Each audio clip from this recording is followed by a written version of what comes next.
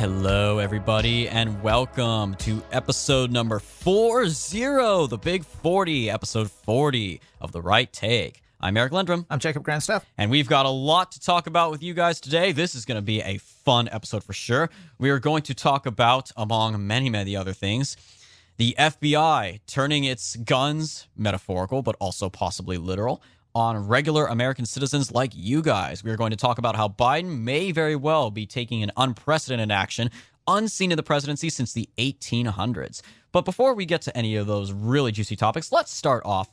Let's go back, actually. Remember how we keep pointing out here on The Right Take that the media really isn't that leftist or liberal when you really take a closer look at what they're doing or what they're saying. Take, for example, the AP, the latest thing the AP has done. They're very dishonest, that's putting it mildly, representation of the Kellogg union strike. Jacob, what exactly is going on with that particular cereal company? Yeah, so the Kellogg workers decided to go on strike at 5 of their locations on Tuesday, and the AP reported on it. And one of the things that these workers are complaining about is they're having some of their protections and some of their benefits cut, and they're being threatened. Their jobs are being threatened to be sent off to Mexico. And so they're arguing, look, a lot of Americans may be fine with their cars or their smartphones being made abroad, but whenever you're dealing with food, the FDA and OSHA don't have any oversight in, food plants in Mexico. Well, the AP decides to, they reported the story, and they write, quote, "The company insists that its offer is fair and would increase wages and benefits for its employees that it said made an average of $120,000 a year last year." And the AP doesn't correct that. They don't follow up with that. They don't do any explaining. Whereas if this were, let's say, a statement given by Donald Trump, the AP in their unbiased news article would immediately bend over backwards to correct that statement, or at least provide clarification, or the other side to provide context, so that way their liberal readers won't think that they're just parroting what Donald Trump says. But in this case, they just parrot what Kellogg says. They don't give the workers' take on that 120,000 figure. I mean, first of all, it doesn't, any layperson knows that the average Kellogg employee working in Nebraska or Memphis, Tennessee does not make an average of $120,000 a year. In fact, if you go to Glassdoor, you see that the starting salary is something like $12, $13 an hour. Most of these workers are probably working for no more than $18, $20 an hour, and that's being generous. But by that $120,000 a year figure, obviously that's just taking all of their employees, including management, and coming up with the average figure. And I mean, any company, whether it's Walmart or Kellogg, the management is always going to make much more than the line employee.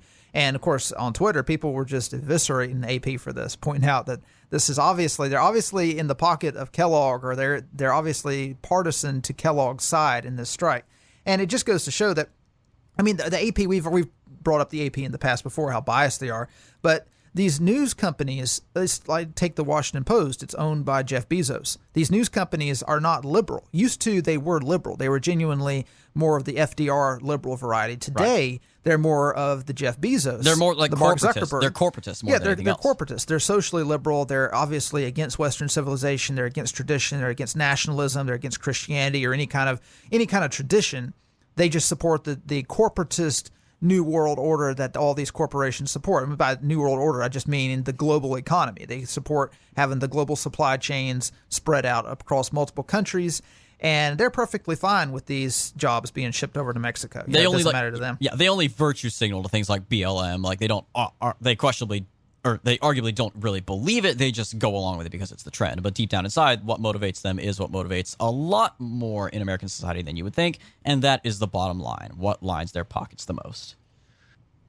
But moving on to those who aren't motivated by just money, who are arguably even scarier, I would think, but certainly are much scarier than the AP shilling for Kellogg, is the deep state at it again.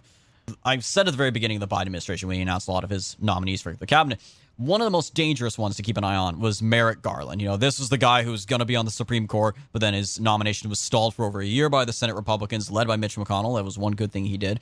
And, of course, he did not get that seat, and that seat ultimately went to Neil Gorsuch instead. Ever since then, I said, watch out for this guy. This guy has, obviously, a bone to pick with Republicans, and he is not going to hesitate to use power if it is given to him. He was given command of the Department of Justice. He is Biden's attorney general. And we have talked on the show, of course, many times about the rising trend, the very encouraging trend of parents protesting school board meetings over primarily critical race theory, but also transgenderism and mask mandates, vaccine mandates, all these things. And this is good. This has proven very, very effective. We've seen several school board meetings in Utah and elsewhere where the board members literally fled the building. They just decide to adjourn the meetings and leave, and the parents basically take over. We won. We chased them out. In some cases, some quote-unquote educators, teachers, and board members have resigned out of all the public pressure against critical race theory. And we say, good. This is useful. This is what the left would do, and that's why it is working.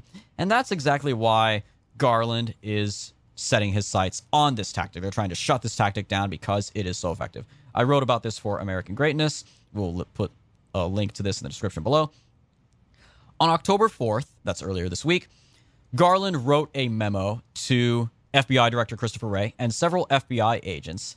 The subject line reads, quote, partnership among federal, state, local, tribal, and territorial law enforcement to address threats against school administrators, board members, teachers, and staff. First paragraph, quote, in recent months, there has been a disturbing spike in harassment, intimidation, and threats of violence against school administrators, board members, teachers, and staff who participate in the vital work of running our nation's public schools. While spirited debate about policy matters is protected under our Constitution, that protection does not extend to threats of violence to intimidate individuals based on their views. End quote. That's the end of the first paragraph. I got to ask, Jacob, have you heard anything about any threats of violence or terroristic threats against school board members or anything? No, they're just threatening to take their schools back, and that's a problem. The most threats they'll make is they'll threaten to run against them. You have parents saying, I'll run against you. I'll challenge you for re-election next year. But last I checked, that is a perfectly legal way to do it. But they are going all in on this. This is an absolute joke. Some of the latest, it should be a joke, but this is terrifying. They said that in a few days, this again was written October 4th, so coming soon, they're going to announce new measures to, quote, address the rise in criminal conduct directed towards school personnel. Among these measures will be a, quote, federal task force. I can only imagine what that's going to encompass because it's a very broad term. He obviously does not give any specifics. He doesn't present any evidence, of course, in this memo. There's no evidence of any of these threats he's talking about. But he says that they are going to take steps in the very near future. In other words, translation, this is all just fancy bureaucratic talk. He's going to sick the FBI on these parents. This letter was sent to Christopher Wray, the director of the FBI. So the two most powerful law enforcement agencies in the country, Department of Justice and the Federal Bureau of Investigation, are going to start investigating these parents. And this didn't just come out of nowhere. No. We've seen plenty of collusion, I guess you could use that word, between the Biden administration and a lot of external organizations, whether it's unions or interest groups or what have you. This comes after the National School Board Association, NSBA, wrote a letter to the Biden administration demanding that the Biden administration take action against parents who protest against critical race theory and label them as, quote, domestic terrorists. America's public schools, this is from the letter, quote, America's public schools and its education leaders are under an immediate threat. These threats and acts of violence are affecting our nation's democracy at the very foundational levels, causing school board members, many who are not paid, to resign immediately and or discontinue their service after their respective terms. Quote, as these acts of malice, violence, and threats against public school officials have increased, the classification of these heinous actions could be the equivalent to a form of domestic terrorism and hate crimes. I got hate crimes, end quote. That's interesting. I thought hate crimes were usually crimes carried out based on something like race or gender or the things you can't change about yourselves, your ethnicity. I'm pretty sure people can choose to be teachers, so I don't think hate crimes committed against a profession wouldn't qualify as a hate crime. But so what they do with that is anytime the school board member is of a different race, specifically a minority, and then there's a white parent who's complaining, then they can always grab something that white parent said and construe it to make it sound like a hate crime. Oh, yeah, they'll make it sound like it's about white supremacy. There was in Pensacola, Florida, they had a big school board meeting over masks, and one of the school board members was a lady of Chinese or Taiwanese descent, and they tried to make it about anti-Asian hate. This was back in the spring when they were the media was trying to push Stop Asian that hate. Yeah. Yeah, so that's how they do it with the hate crime. It's something that doesn't have anything to do with race. They could be talking about masks in school. And if you have a white parent who's verbally accosting a non-white school board member, then all of a sudden they can throw hate crime charges at you. Yeah, but this just really goes to show, I mean, again, the Biden administration is obviously in the pocket of this NSBA and other, teachers unions, which, again, it's been said that unions have lost their power by and large compared to where they were a few decades ago. But if there's one kind of teachers union in the country that still is obscenely powerful, it's teachers unions. You've seen it with the coronavirus lockdowns. The teachers unions are the ones refusing to go back to school. They're the ones like in LA, Chicago, and elsewhere, where they'll negotiate these stupid terms. Oh, we'll only go back to school. We're for our safety with the coronavirus. We'll only go back to school if you give us free healthcare and if you give us, extra paid maternity leave. Like things that have nothing to do with coronavirus safety measures, but they are throwing everything in the kitchen sink in there. And they're using the children as bargaining chips because obviously unfortunately, it's a very valuable bargaining chip they have at their disposal. Teachers, no school, right? So the teachers' unions are scumbags. Of course, there are good teachers out there, but the unions are scumbags. They're run by scumbags. They know what they're doing. But it's more than that. The fact that they are now whipping up the FBI and the DOJ to target regular American citizens. I mean, we saw this already with January 6th, of course, where they went after hundreds of peaceful protesters who didn't do anything except take selfies in Nancy Pelosi's office. They didn't burn anything. They didn't break a single window. They didn't attack any police officers. None of that happened. But they spent months and months. These people are still in solitary 9 months later. They ordered Bank of America to report any transactions of any of their customers in D.C. on January 6th, even if they had nothing to do with the protests, to monitor their bank accounts and monitor financial transactions. The Biden administration, Biden himself, has encouraged Americans to rat on their family members and friends for simply being pro-Trump.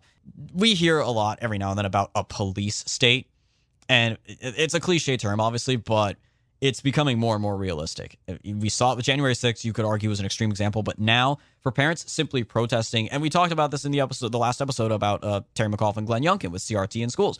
Parents definitely have a right to have a say in what goes on in their children's schools.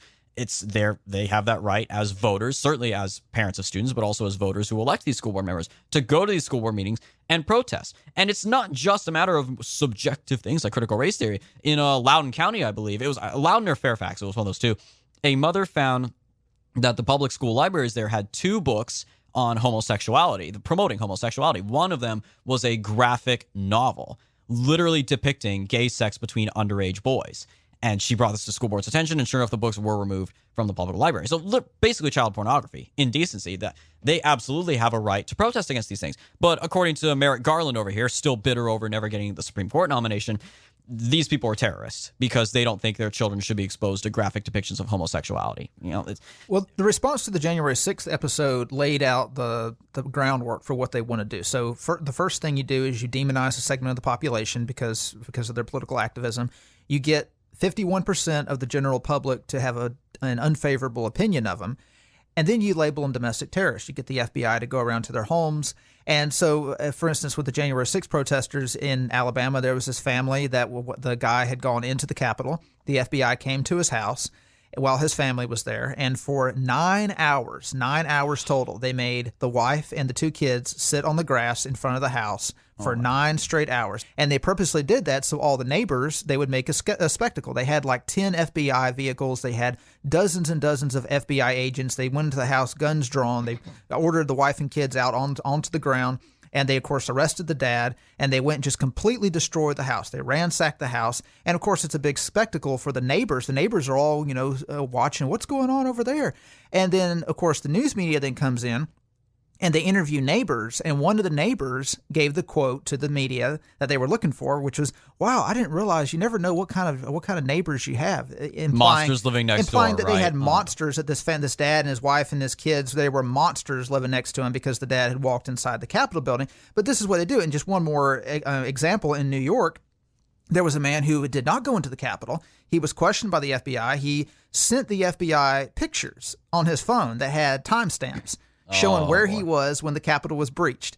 And they still went to his house and searched. Of course, he wasn't arrested because he didn't commit a crime, but they went ahead and searched his house anyway. Of course, the whole 9 yards, guns drawn, they bring in 15 FBI vehicles. They block the street. And for hours, they're sitting there just so he can be made a spectacle. And then they leave. Oh, we didn't find anything.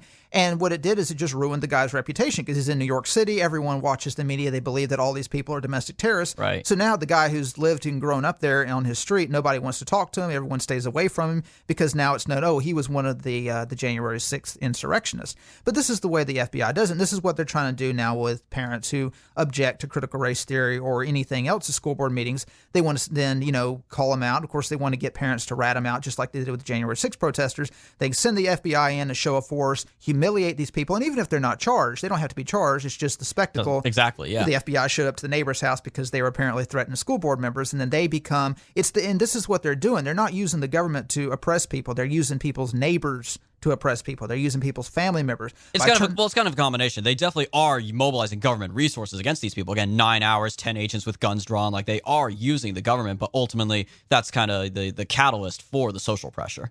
At the Family Research Council Summit in Virginia recently, one Florida mother, Keisha King, spoke, and she suggested that parents en masse pull their kids out of school because, just to send a message. She said, quote, "You're at home trying to make peanut butter and jelly sandwiches for your kids, and the FBI could be knocking on your door because you might have said the wrong thing at a school board meeting." And the point she was making is that, okay, so we've tried everything. We've emailed them, we've called the school board members, we've showed up, and we've voiced our opinions. Now the FBI is wanting to come down on us. The only thing we have to resort to is to pull our kids out of school. And honestly, at this point, that's the best thing that could have happened.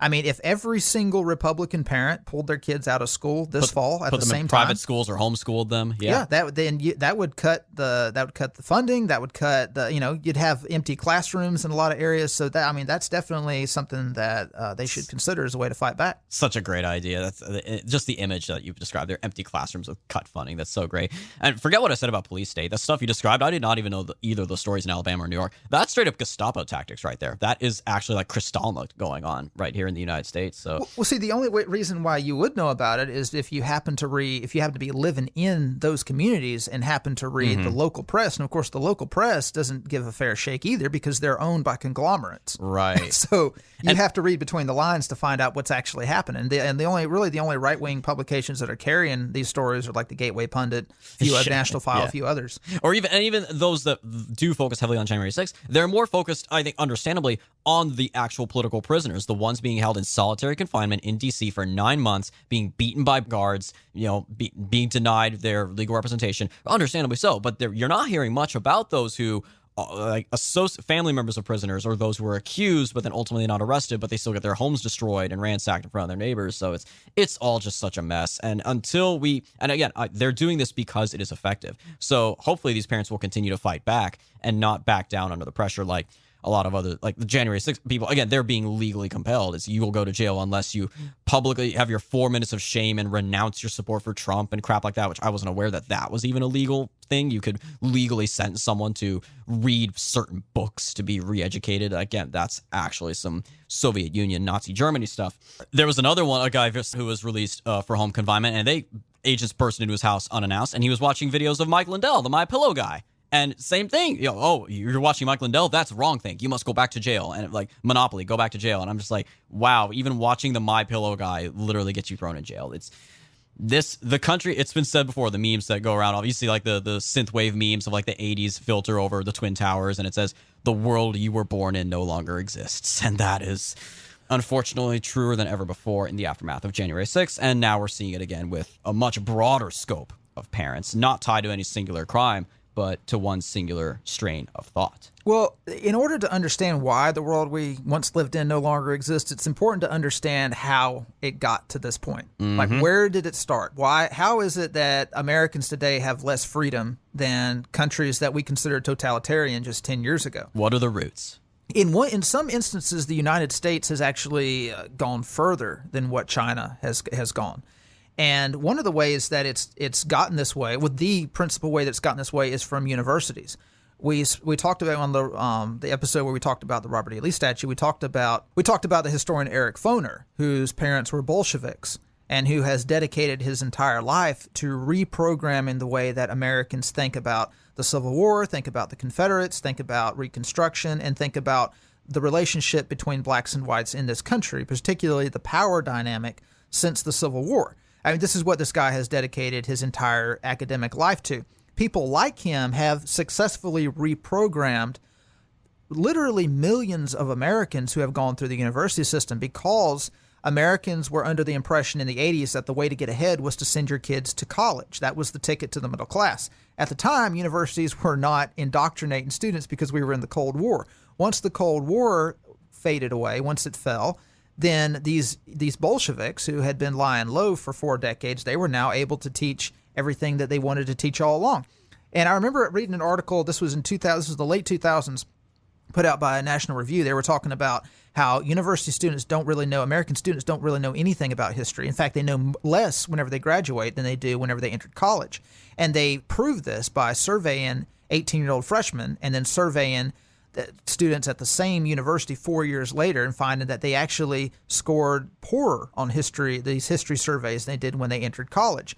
And they're wondering, how is this possible? They interviewed Eric Foner, and he said, well, it's not that big of a deal. I'll guarantee you that they're able to explain more about slavery now than they were when they entered college. And it just showed his mentality. He sees history in universities as a means to indoctrinate students about America's racist past than to teach them about American history.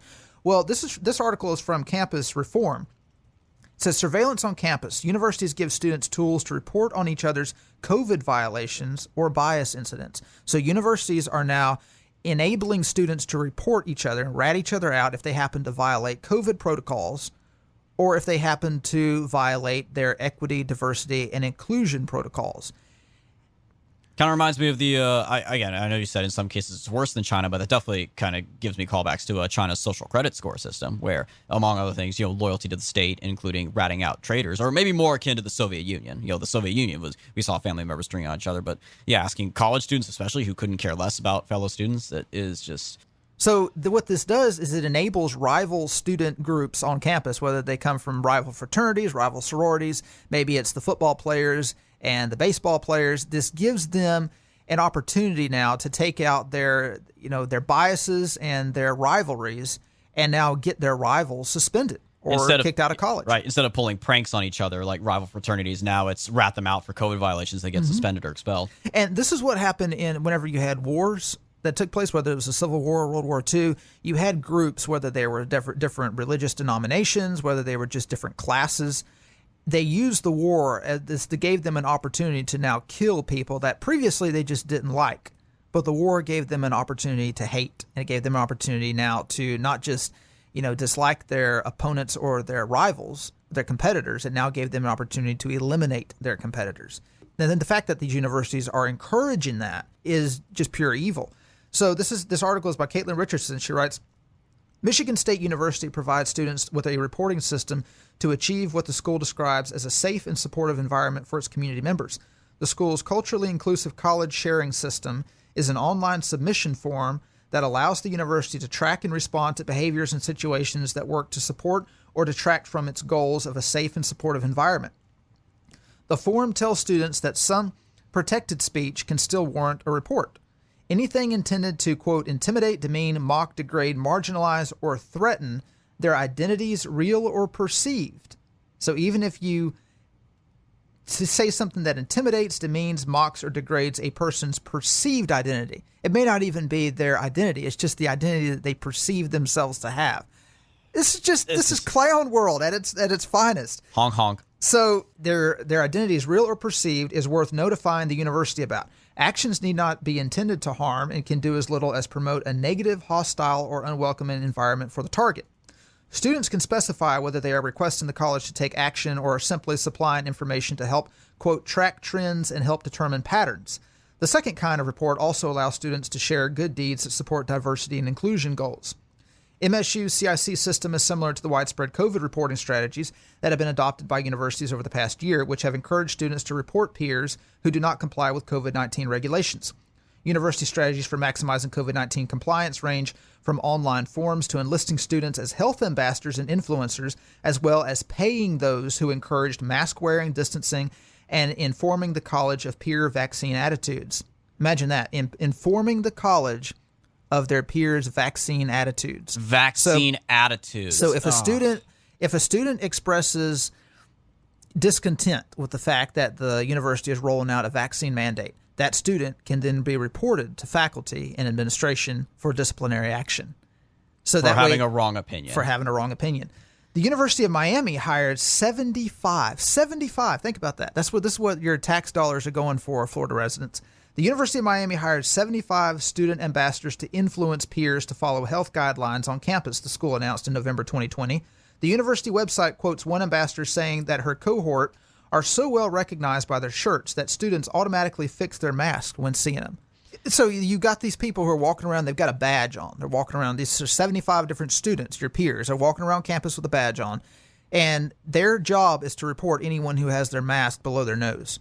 So students walk by and they see them, so they immediately fix their mask. Oh, okay, I'm behaving myself. I am old enough to remember when those kids in school were known as hall monitors, and they were widely, universally considered dweebs, and nobody liked them. Nobody respected them. You did not care if they saw you, in the hall without your hall pass or things like that. Like, nobody cared. But now, because they're on the university payroll, they now have the power to get you kicked out of college. So you better respect them, or your entire college career is gone. You're not going to get a college degree. And this isn't the good old days anymore where someone like that would the proper thing to do. This would not be a case of because a lot of these hall monitor types are usually scrawny little nerds, but they would justifiably for being snobs and losers, and they would deserve it. But now they're protected. At the very minimum they would get. Oh yeah, absolutely. But now no, that would be a hate crime. For reporting specifics to encouraging diversity goals, Michigan State University's system also is not unique. Schools from Sacramento State to Harvard University sponsor their own bias reporting. The bias-related incident reporting form at Harvard Medical School, which is designed to ensure every community member feels that their experiences reflect the school's values of diversity, equity, and inclusion, allows students to submit reports anonymously. While the results so they can just lie if you don't like another student on campus.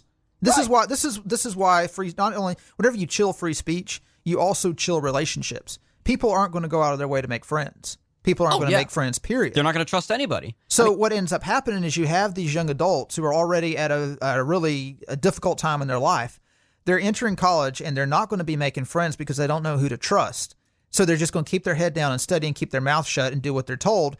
And the suicide rate is just going to skyrocket. Yeah. The depression rate is just going to go out the roof. You eliminate one of the few good things about college, which is the social scene. That's the whole point of college, is to go, you meet people from, around the state, outside of your hometown. You meet people from other states, and you make friends. And I still have friends from college to this day that I talk to.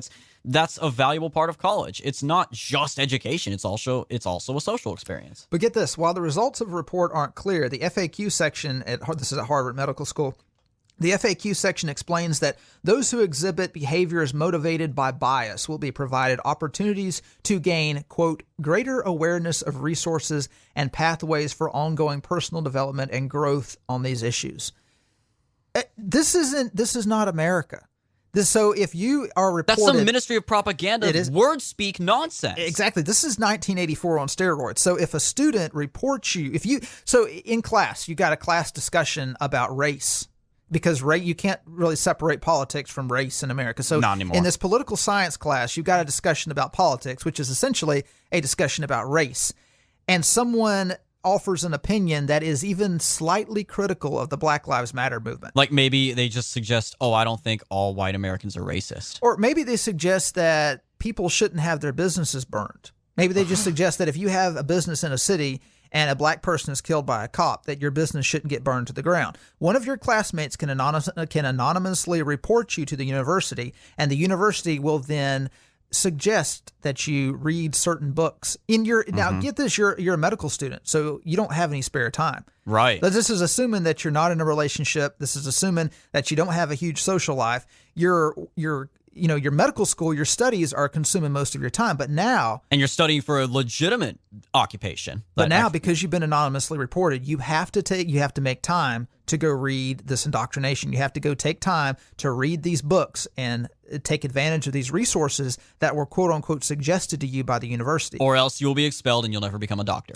Right, exactly. So, communist China is already here. This idea that, we're eventually going to become like communist China, it's already here at the university level. It's just that it's more it's more of a social pressure rather than government. This is where it is clearly a social issue rather than a government issue. This is not deep state. This is not Biden or big government doing this. This is the social scene. Since COVID-19, colleges across the country have found new ways to track students using more sophisticated technology. Multiple schools, such as the University of Cincinnati, have developed apps to assist in the tracking of student symptoms. Until the fall of 2021 semester, UC students were required to conduct health checks on their UC COVID Check app every single morning. Without a green pass, students would not be permitted to enter any buildings on campus. University of Pennsylvania, New York University, Yale University, the University of Arizona, and others have used similar programs. Oakland University took it further, announcing in July 2020 the bio button, a small device worn on the chest to track COVID symptoms, would have been required for all residents until nearly 2,500 students signed a petition and pressured the school to backtrack on this decision. Before COVID-19 hit the U.S. in spring 2020, Campus Reform reported that January 2020 that the University of Missouri announced a tracking app designed to ensure student athletes were attending class by pinpointing their location. So this doesn't have anything to do with COVID. COVID simply allowed them to roll out the Orwellian state that they wanted beforehand. This was developed in January 2020. But currently, with the transition to online classes maturing, test proctoring software from companies like ProctorU and Proctorio have risen in popularity. To prevent cheating, software features include tracking student eye movement, recording the computer screen and room surroundings, and listening through a microphone. Oh my God. Schools, including the University of Illinois at Urbana-Champaign, already stopped using the software following a student petition with over 1,000 signatures. But university surveillance also extends beyond school-sponsored tools and programs. In August 2020, Northeastern University threatened to rescind admission for 115 students who responded to an Instagram poll not officially connected to the university, indicating they would attend parties during the coming semester. The pollster was nonetheless contacted by the school and asked to report the names of students who responded. While the Northeastern students were not suspended, other students have been, making the consequences of tracking real. In late September, the university suspended 117 students for not complying with the COVID-19 testing requirement. Students are not allowed to attend classes in person or online or even live on campus while they are suspended, according to university statement. That same week, Purdue University also suspended 8 students, put 18 individuals on a diversion program, and had one leave the university for missing surveillance testing required for unvaccinated students. Also, last month, Campus Reform reported that 80% of students self-report self-censoring their views on campus. And can you blame them? Report themselves?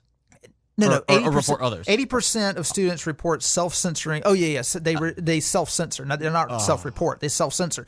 When I was in college, nobody self-censored, at least the early years of my college, years. No one self-censored on campus, in college. In political science is my minor. In political science classes, whenever we discussed anything, everyone gave their opinions freely. The only time I remember anyone expressing that they were afraid to give their opinions is I had this one feminist professor in political science. Oh boy. And people were afraid to say anything that would in any way offend her because she was extremely rude to students. Like if someone walked in 2 seconds late, she would chew them out in front of the entire class. So just because of that, they were a little bit afraid to express an opinion that went against her opinion.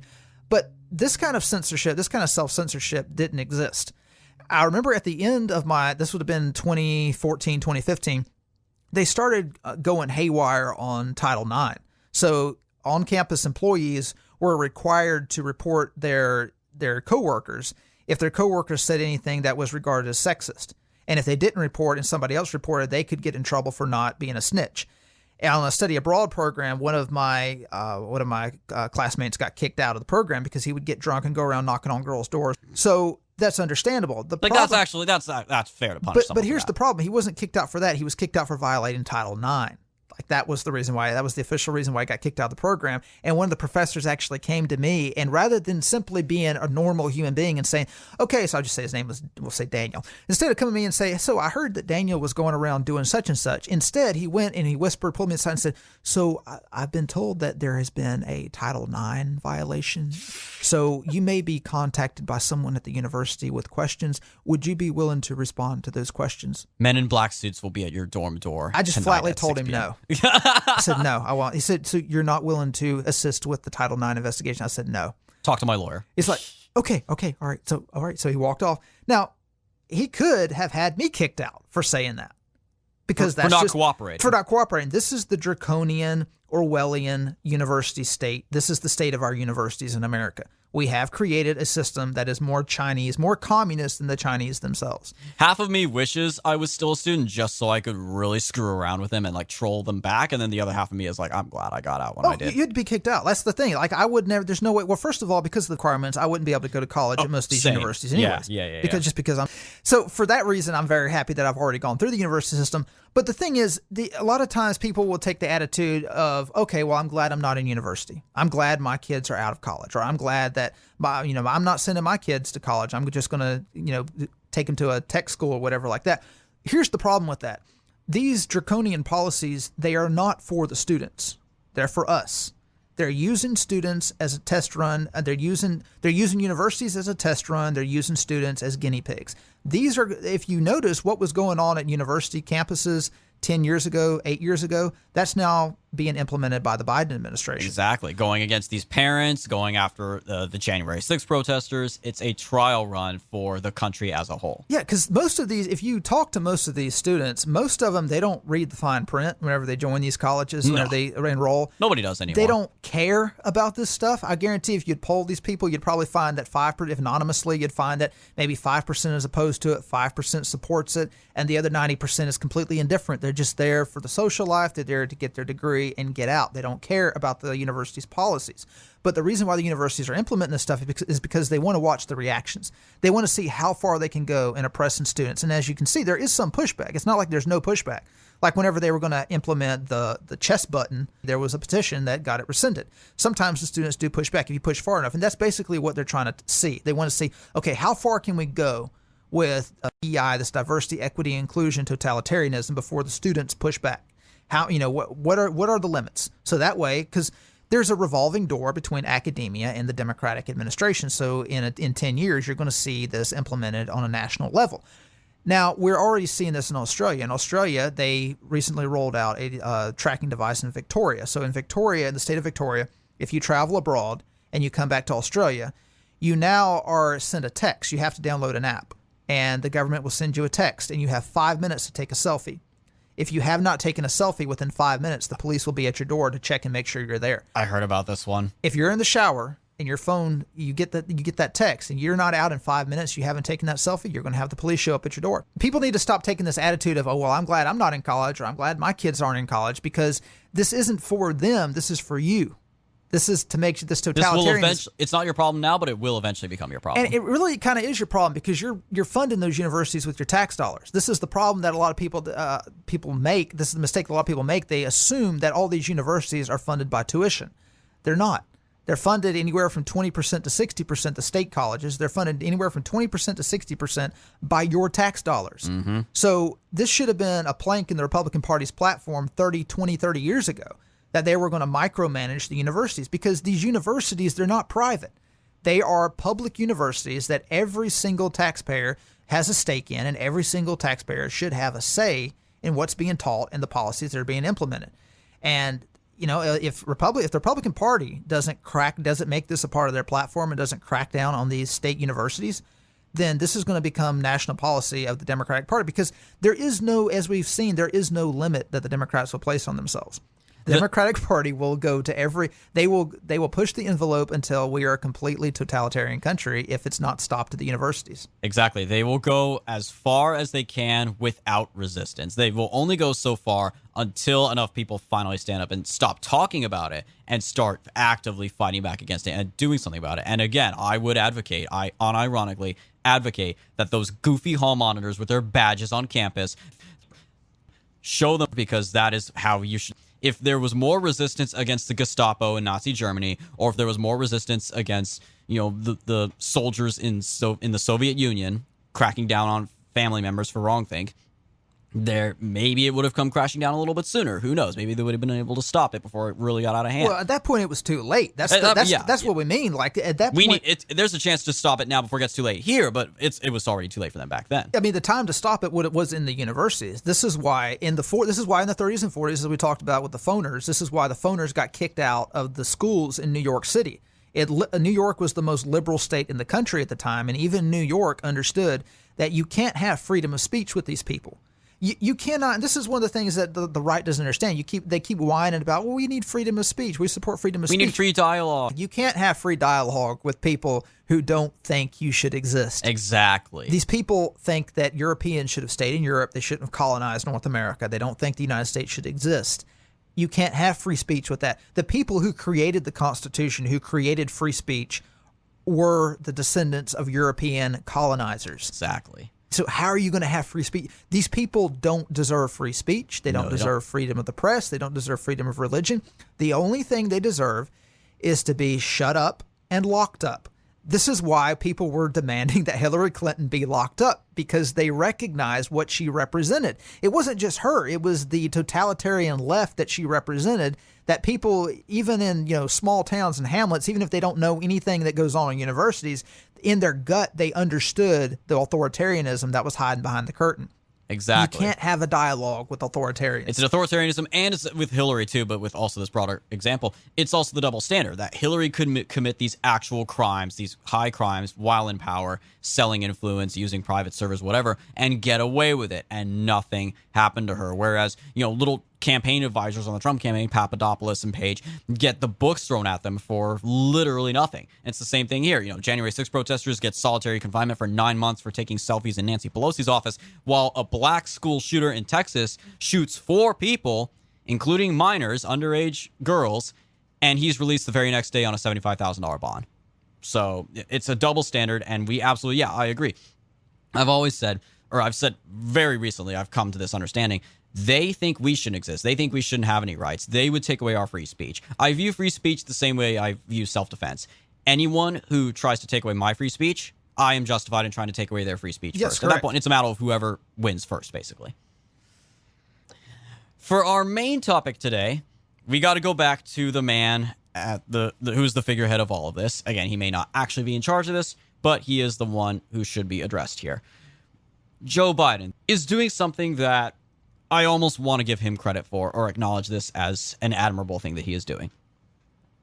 It was well known that during the Trump administration, arguably the biggest thorn in his side, other than the hack known as Robert Mueller, the biggest thorn in his side were these fake judges, these left-wing activists masquerading as judges in their flowy robes in Hawaii and California, who would come in out of nowhere and rule against every single thing he did. Oh, no, you can't do this. Oh, no, you can't do that. No, sorry, this is all, we declare everything is unconstitutional. And they would lead to these prolonged, protracted legal battles that sometimes would work out for him and sometimes wouldn't. And it halted his agenda greatly. I mean, even more so than a do-nothing Republican Congress. His agenda was stifled a lot by these judges. He was still able to do a lot, that being said.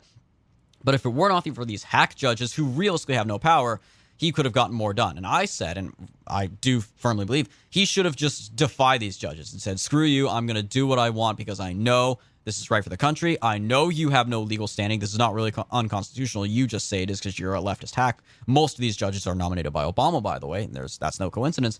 He should have pulled an Andrew Jackson. Famously, Andrew Jackson, at the time the Supreme Court ruled against a policy of his, led by John Marshall, the most famous Chief Justice. Marshall ruled against him, and Jackson famously remarked, Marshall has made his ruling, now let him enforce it.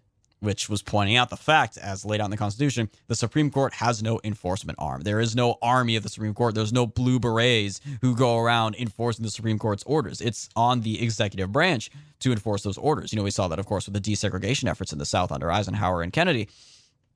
But no president really, it's almost been an unspoken rule. Kind of like the 2-term limits for a president. It was not in law, it was not in writing that a president could serve only 2 terms. It was just the standards set by George Washington, who honorably self-term limited and said, I will serve no more than 2 terms of 4 years each, 8 years total. Every president honored that up until a guy in a wheelchair decided he was going to just say YOLO and run for office as many times as possible until he died in his 4th term. And then the 22nd Amendment was passed to make that law.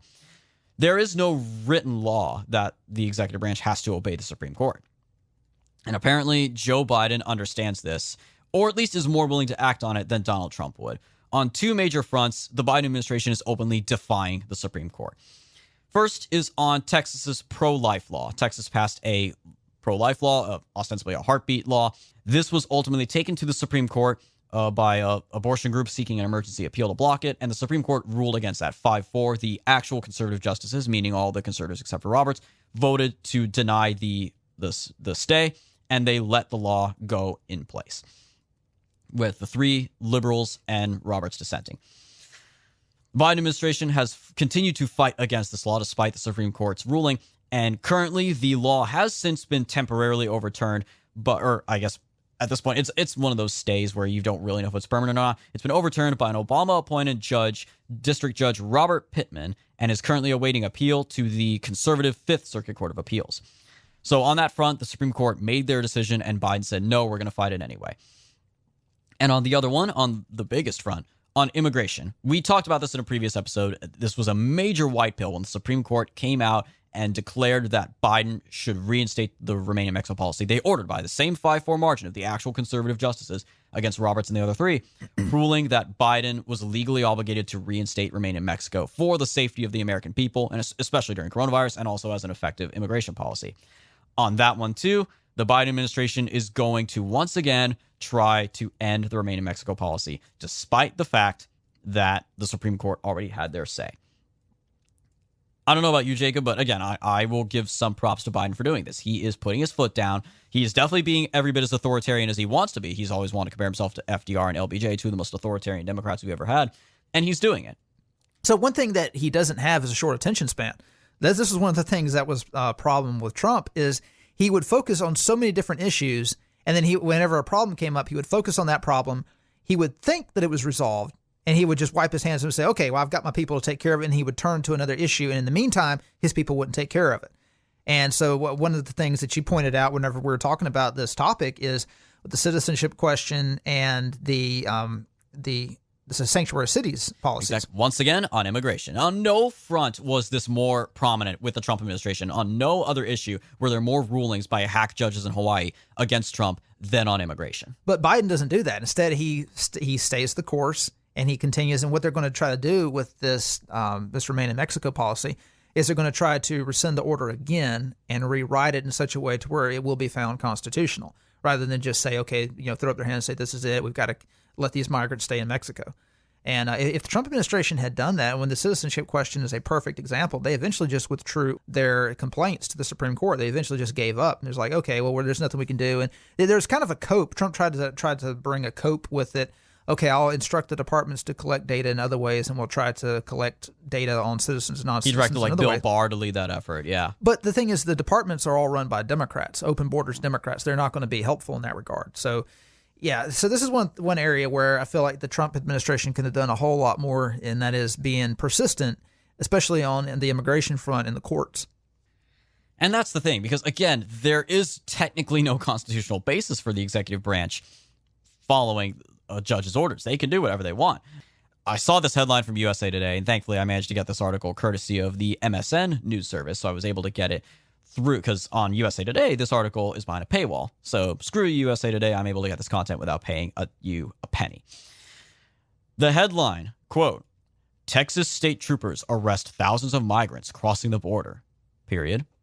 Critics call it unconstitutional. Really? So detaining illegal aliens who committed a crime just by virtue of setting foot in this country is unconstitutional.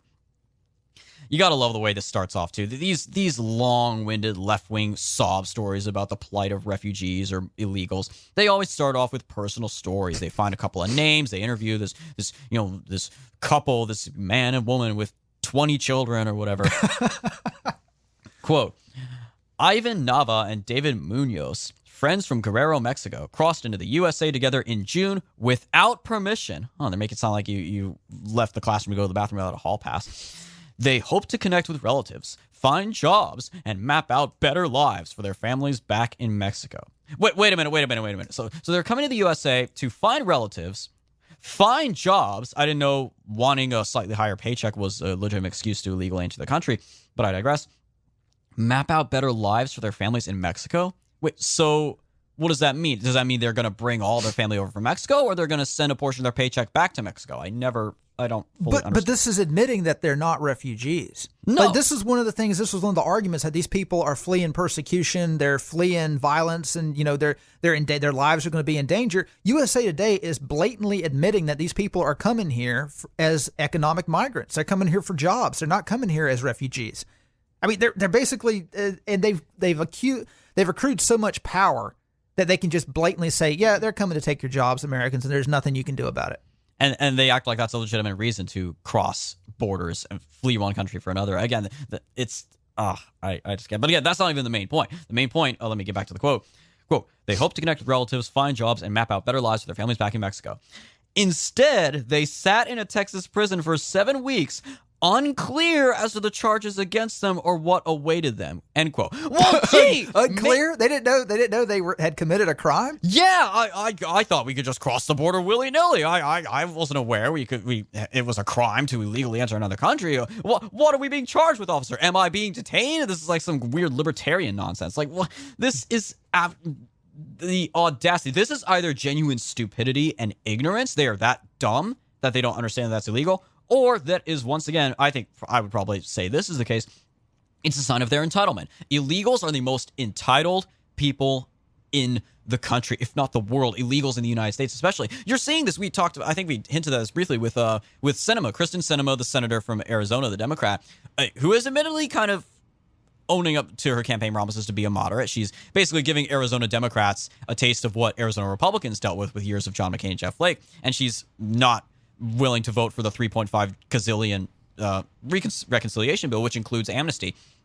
And now twice in the bathrooms in Capitol Hill, in Congress, bathrooms in Congress, and then again at Reagan National Airport outside of D.C., she was surrounded and accosted by illegal aliens, self-admitted illegal aliens who were claiming, we knocked on doors for you, we campaigned for you, like, now you are betraying us. And we voted for you. That's the thing. We voted for you. So you're admitting you're illegals who voted. Well, first off, I'm gonna call BS on that. I don't think they actually knocked on doors for her. I think they are just saying that to try to make her feel bad. But second, you're illegals admitting you're in this country illegally. You voted illegally in this country illegally.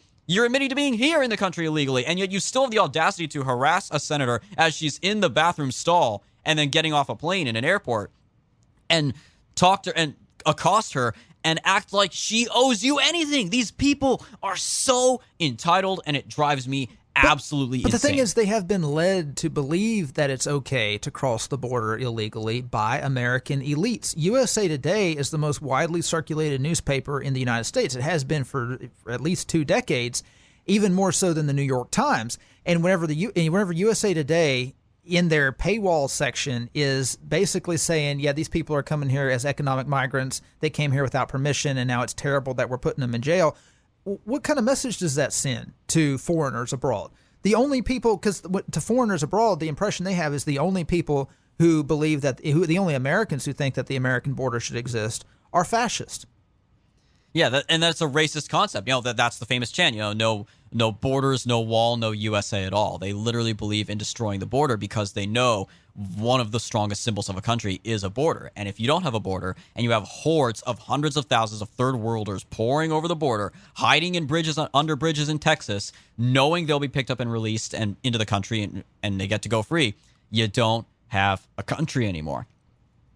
The article goes on, quote, they are 2 of thousands of migrants who crossed into Texas from Mexico this year without proper documentation. Again, like they left their passport at home or something. And were rounded up as part of Operation Lone Star, Governor Greg Abbott's based initiative to use state troopers and National Guard soldiers to help bolster federal immigration enforcement, which is good for him. I know we definitely have our qualms with Abbott. He's kind of sketchy here and there, but this is a good thing he's doing. Tuesday, a Texas district court judge dismissed the charges of criminal trespassing against Nava and Munoz after prosecutors were unprepared to present probable cause in the case. Advocates hailed it as a major victory against Operation Lone Star, which they allege is unconstitutional and flouts federal laws. Supporters of the policy claim it's Abbott's right to stop undocumented migrants. There's that term again, illegal aliens. I fixed it for you, USA Today. Illegal aliens from streaming into Texas if the federal government fails at the task, end quote. So again, Abbott's argument here is that, truthfully, the federal government, federal immigration authorities, ICE, CBP, lots of agents want to enforce the law, but they are being ordered not to enforce the law. Instead, they're being put on diaper duty for babies. So Abbott is saying, well, if the federal government's not going to do it, we'll do it for them. It's our state. We're on the border. We own over half of the total border between the United States and Mexico is in Texas. We're going to enforce it. And I think that is correct. I think you could definitely make a constitutional argument for that. Say, for example, if an invading army, if Cuba invades Texas, I mean, it'll never happen, but let's say if Cuba invades Texas and Biden does not order the military, he orders the military to stand down, the U.S. Army, the Marines, Navy, you're not allowed to go fight the Cubans who are invading Texas right now. You are not allowed to do anything. Technically, the military has to obey the orders of the commander-in-chief. That's how the chain of command works. Abbott says, okay, I'll use the National Guard and Texas Rangers and state law enforcement, and we'll fight them ourselves. And they say, oh, no, that's unconstitutional. You can't do that. You can't fight a foreign army. What are you talking about? That's unconstitutional. That's only the military can do that. It's the same thing here. In a lot of ways, it's very similar. You have a foreign hostile force invading the state, and the federal government is welcoming them in, saying, hey, which door do you want to come in with? Which welcome mat would you prefer to step over? And that is a complete failure of their duty, but they're going to hide behind the Constitution and act like, oh, we still care about the Constitution. We don't care about borders. We don't care about national identity, but we care about the Constitution. Well, the thing is, the idea behind this is that, okay, the federal government controls immigration. This isn't a state issue. The states can't enforce immigration law. But that would be like saying, okay, well, a state can't deport somebody. That makes sense. The deportation that's under the purview of the federal government. But to say that a state can't detain someone for being illegal in the state, that's just insane. That would be like, think about it. If I went illegally to Mexico and I got arrested for being in the country without a passport, without a driver's license, without any form of identification, that would be like like lawyers arguing, no, the state in Mexico, let's say if it's what's the state in Mexico? I don't even remember what the names of their states are. Let me check. Let's say Baja California. Let's say I'm in Baja California. I get arrested, and the federal government in Mexico says, no, you got to let him go because that's our job. Can you imagine? The state would be like, well, why aren't you doing your job? Why aren't you arresting this guy and getting him out of our country? And this is the idea. You got illegal aliens who are in Texas. It's not the job of Texas to deport them, but to argue that Texas can't even arrest them for being in their state illegally without any form of identification. That takes it so far to the point where you would have to have an ICE officer on the ground in every single town in America, basically carrying out police functions in order for only an ICE officer to arrest an illegal immigrant. And Mayorkas recently issued a memo to DHS, or not DHS, to ICE, telling ICE that they are not allowed to deport anyone unless they are a criminal. Unless they have committed a crime, or if they're on like a terror watch list, they are not allowed to deport anyone. So the federal government isn't going to arrest these people, and now the state isn't allowed to arrest these people either. We essentially have an open border. If you can make it past the border guards, you're home free. It not even get past the border guards. The border guards will basically help you. You see the video on Fox News. Border agents will help pull these fat migrants out of the river as they cross the really shallow part of the Del Rio River. And but in that sense, they're booked. Rio Grande, if they do pull them out of the Rio Grande, they're booked and they're given a court date. But in this instance, if you're able to make it past the border guards, then you're not even booked and you're not even given a court date. Right. You're just here and you're free to get a job if you can get a job and work. This is essentially libertarian utopia. This is the country that the libertarians want. They don't believe in any borders. They just figure, okay, everyone should just be allowed to migrate and live where you can find work.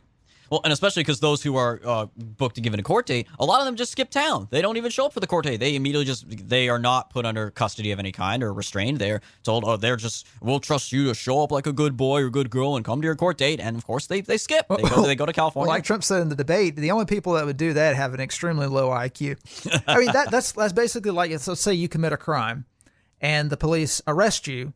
They say, okay, well, we have to let you go, but on this particular date, you need to come back and stand trial. And if you don't stand trial, we won't be able to find you, but we want you to come back and stand trial. And if you're convicted, you're going to spend a long time in prison. It's the honor system, guys. Who's going to show up to that trial and risk going to jail? Only someone with an extremely low IQ would, I need to follow the law and go stand trial so I can go spend some time in jail. No, if, what's the guy's name who they think murdered Petito? Brian Laundrie. Look, if Brian Laundrie can evade the FBI, I'm sure these illegal aliens can evade ICE and DHS when ICE and DHS aren't even looking for them.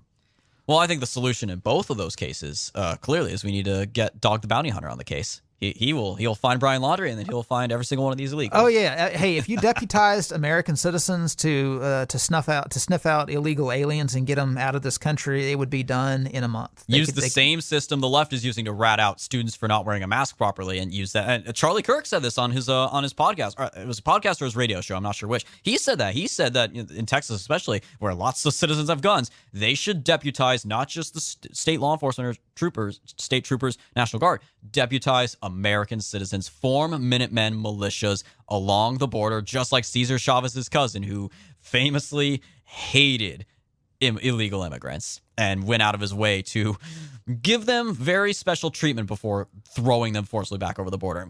Seriously, form militia groups, to patrol the border and do the job that the federal government won't do. It is necessary. It's necessary to protect our country from a national security standpoint. I was going to make this point earlier.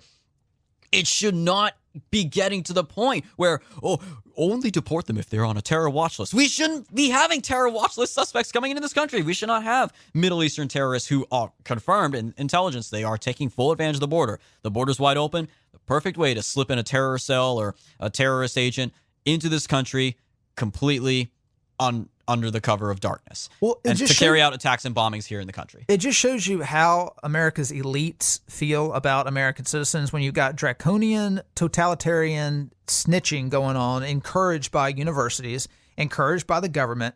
You've got the FBI cracking down on Americans if they even are perceived to say something or do something that could be racially insensitive. I mean, think about the Bubba Wallace episode. They put, 13 FBI agents on that hoax? On a noose, quote unquote. It was a garage door pull, a rope that was used to pull the garage door down. He claimed it was a noose. They sent 13 FBI agents to investigate that. But yet they can't find Brian Laundrie. The reason why they can't even do their job, like they can't find someone who's suspected of murdering someone, is because they're too busy being trained in anti-racism and trained to hate the United States. And I mentioned this earlier in one of our previous episodes. I actually overheard a couple of guys who work at the FBI in D.C. a few months ago, and they were arguing that people like Ted Cruz have outsized influence. Because for 225 years that the country's been around, 250 years, people like Ted Cruz have been given a leg up, because he's white, saying that because, throughout our country's history, people like that, white conservatives are given outsized influence. And this is the indoctrination that people in the FBI are given whenever they're trained. So you got these people who are sitting through all this anti-racist training. They don't even know how to do their job. They can't even find a murderer anymore. They can't find a suspect. They let Brian Laundrie sit at his house and plot his escape for over a week before they finally decide to go looking for him. But hey, if you're a January 6th suspect, they can track you down and find you. Or if you're a parent who protests at school board meetings. So I remember this was one of Obama's last State of the Union addresses. He was talking about, he's saying that one of the greatest things about America is that American citizens don't have to worry about a subtle knock on the door at night. They don't have to. They can sleep soundly. They don't have to worry about someone coming and knocking on their door. Well, in the America that the post-Obama progressives are creating, Americans do have to worry about that because they never know if they wrote something online or said something to someone that can be perceived as insensitive and they can get a knock on the door, or if they're falsely accused by someone of being invading the Capitol on January 6th, that they get a knock on the door, and they might not even get a knock on the door. It might just be their door being busted down by the FBI. Exactly. No knock warrants, right? The left loves no knock warrants when it's being used against Trump voters. That's the thing. It's not all Americans have to worry about that. It's only Americans who dare to commit the crime of being a Republican or voting for Donald Trump. Obviously BLM and Antifa can literally burn down dozens of cities, hundreds of businesses, injure hundreds of people, kill over 24 people over the course of a summer, cause $2 billion worth of damage, and they get off scot-free. They get bailed out by the future vice president of the United States. They get not even a slap on the wrist. A slap on the wrist would be considered too much. They get to go free. Actual domestic terrorists like BLM and Antifa, but Trump supporters who took selfies in Nancy Pelosi's office or dare to question the results of the 2020 election, solitary confinement for you. You can't help but wonder, is there any solution, Jacob? Is there anything that can possibly be done to stop this or reverse this? Oh, of course. This could have been reversed decades ago. But you're not going to reverse it with a party that believes in libertarianism. You're not going to reverse it with a party that believes in limited government. Because as it stands right now, the only institution that people on the right have any influence over at all in the United States is government. They don't have any influence. They no longer have any influence in the corporate world, as we can see with Glenn Youngkin. I mean, Glenn Youngkin being on the board. What was the name of the company? Carlyle. But Glenn Youngkin being the co-executive of Carlyle, he was encouraging people to donate to the SPLC. Obviously, even conservatives have no influence in corporate America, even if they're running corporate America. So conservatives, people on the right in America, they don't have influence in any institution other than government. They can still elect people to government. The only way to do it is to use the one institution that you can control to crack down on the other institutions, and that is government. Government is the solution. We tried the free market solution. We tried using the free market, and look where that has got us. That got us big tech censorship. That's got woke corporations that support BLM burning down half of America. You might as well give government a shot. Nothing's going to change. In fact, things are going to get a whole lot worse until people on the right stop seeing government as the enemy and they start seeing government as the solution. Conservatives in America need to embrace big government as the solution. They need to wield the power of big government. We didn't even get to this, but I was going to mention, what's the lady's name, the so-called Facebook whistleblower? Frances Haugen. She's basically just a Democratic operative. And the Democrat, and Glenn Greenwald had a really good article on Substack. We'll link it in the description, pointing out how Democrats they want to regulate big tech, not because they're against big business, but because they want to wield big tech's power to crush their political enemies. Exactly. Like the fact that Elizabeth Warren and Josh Hawley agree on breaking up big tech does not mean they share the same motivations or goals at all. Well, the only way to stop that from happening is if conservatives use government to their ends. They have to see government as a stick that they can wield for power. And look, this may go against their conservative sensibilities, and I understand that, especially people who grew up before the end of the Cold War. But the country is going to continue to go to hell in a handbasket until they get over that. They're just going to have to get over that. They're going to have to understand that the only way this is stopped is whenever they capture government and they use government as a tool. As we have said before, this Cold War era mindset that lasted for half a century, Ronald Reagan's scariest words in the English language are, "I'm from the government, I'm here to help." Like, yes, born out of opposition to communism in the form of the Soviet Union and the Eastern Bloc, yes, that made sense. We were the capitalists, we were the free, small government people. That's gone now. The Soviet Union is gone, the Cold War is over. There's no reason to be as terrified of big government if you can get big government back on your side, if you can take control of it and use it. And guess what? If you support President Trump on trade, on tariffs and protectionism, that means you support big government because that is a government measure and there's nothing wrong with that. If you support slamming that border shut, deporting all illegals, that means you support big government because that is using the government to accomplish your political goals. If you support the police, if you back the blue, the police are technically part of the government. You support them. There are plenty of pro-government positions that the right holds. It's just a matter of recognizing that those are pro-government positions and there's no shame in that. And that as such, we should support other pro-government solutions in order to solve these broader problems. That may not be conventional wisdom on the right, but the fact of the matter is that is the right take. That is all the time we have left for this episode, episode 40. As always, be sure to follow all of our latest content at righttakepodcast.com. All of the podcast platforms and social media websites where we are available, righttakepodcast.com/subscribe. And if you are feeling so generous, support what we do here at The Right Take at righttakepodcast.com/support. We'll talk to you next week, guys.